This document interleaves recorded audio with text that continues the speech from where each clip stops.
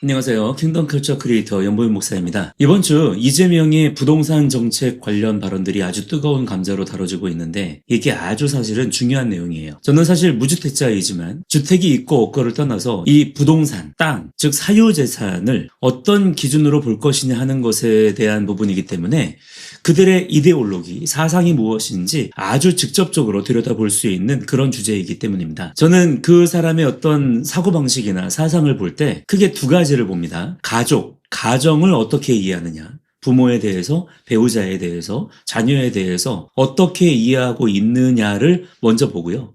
그 다음에는 재정, 재산, 돈에 대해서 어떻게 생각하고 있느냐. 이 두 가지를 살펴보면 그 사람이 정말 거듭난 사람이 맞는지 볼 수 있고요. 또 그 사람이 어떤 사상과 가치관을 가지고 있는지도 거의 정확하게 파악이 됩니다. 그런 점에서 저는 사실 이재명의 이번 주 발언들은 별로 놀랍지 않았어요. 그 사람이 그런 사람이라고 하는 것은 우리가 이미 알던 바 아닙니까? 그냥 뭐 이재명이 이재명 했고 민주당이 민주당 한 거 아니겠어요? 걔네들은 원래 그런 애들이에요. 그것이 그들의 세계관, 가치관이기 때문에 그렇게 그냥 말을 하는 거죠. 그렇지만 오히려 더 요즘에 사실 속상한 거는 자칭 보수주의자들의 좌밍아웃이 계속되고 있다는 겁니다. 한동훈은 물론이고 지난번 이해운이 그러더니 최근에는 오세훈 그리고 홍준표까지 아주 줄줄이 이어서 좌밍아웃을 해주고 있죠. 자, 지방선거를 앞두고 그러는 모양인데 스스로 망할 길을 찾아가고 있다고 봅니다. 특히 어제 홍준표가 주장한 1가구 1주택 제한 그리고 다주택자에 대한 강제적 법인 전환 주장을 보면서 저는 정말 참 마음이 착잡하더라고요. 이런 사람이 한때 이 나라 보수 진영의 수장이었고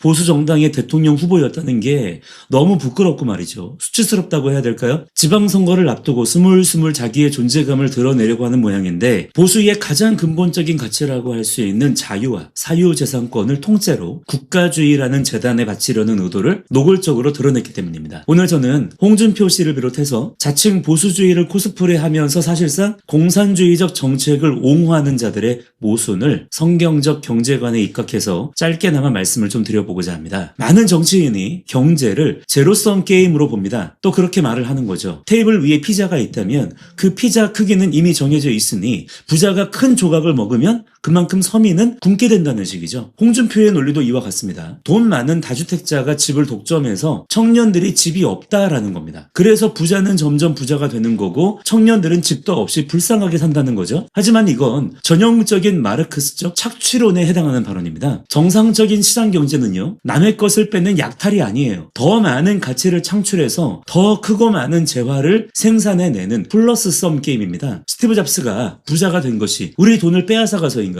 아이폰이라는 혁신으로 새로운 가치를 창출해냈기 때문이에요. 덕분에 우리 개인의 삶에도 엄청난 변화가 일어났고요. 관련 산업도 엄청나게 함께 성장했지 않습니까? 주택 문제도 마찬가지입니다. 규제로 소유를 막을 게 아니라 더 많은 사람이 집을 가질 수 있도록 공급의 물기를 터줘야죠. 공급이 늘어야 수요가 안정이 된다는 것은 경제학의 가장 기본 아닙니까? 거기에 균열을 일으키는 불법 투기꾼들이나 사기꾼들을 국가가 막아야 되는 것이지 부자를 도둑 취급하면서 그들의 재산을 국가가 규제하려는 시도는 이거야말로 경제적 무지이자 대중의 증오심을 이용한 선동일 뿐인 것입니다. 성경에 보시면 국가 권력이 공익을 명분으로 개인의 재산을 탐낼 때 하나님이 얼마나 진노하시는지 보여주는 사건이 있습니다. 바로 나봇의 포도원 사건입니다. 아합 왕이 합리적인 가격에 나봇의 땅을 사겠다고 제안했을 때 나봇은 거절합니다. 하나님이 주신 기업을 왕이라도 함부로 빼앗을 수 없다는 신앙적 선언이었던 것이죠. 결국 아합이 이세벨과 공모해서 나봇을 죽이고 땅을 빼앗았지만 하나님께서는 엘리야를 보내셔서 무서운 심판을 내리셨어요. 하나님은 국가가 개인의 사유재산을 침해하는 것을 악으로 규정하십니다. 아합은 사실 돈을 넉넉히 주겠다고 했어요. 오늘날 국가가 공익을 위해 보상금을 줄 테니 땅을 내놓으라는 것과 똑같습니다. 하지만 성경은 그 보상 여부보다 소유권 침해 그 자체를 악으로 보는 거예요. 아합이 돈을 떼먹으려 한 게 아니라 정당한 값을 주겠다고 했습니다. 하지만 하나님은 거래의 공정성이 아니에요. 주인이 거절을 했음에도 그 주인이 거절할 자유를 짓밟은 권력의 폭력성을 심판하신 겁니다. 그런데 보수주의자를 자처하는 자들이 토지 공개념이나 소유 제한이라는 현대판 이세벨의 논리로 국민의 재산권을 흔들고 있습니다. 이건 국가가 하나님의 자리를 대신하려는 국가주의 우상숭배인 것입니다. 자, 보수주의자가 가장 경계하고 저항해야 할 대상은요, 바로 국가주의입니다. 국가는 최소한의 질서만 유지하면 돼요. 개인의 노력과 능력, 그리고 그 결과물인 사유재산에 대해서 국가가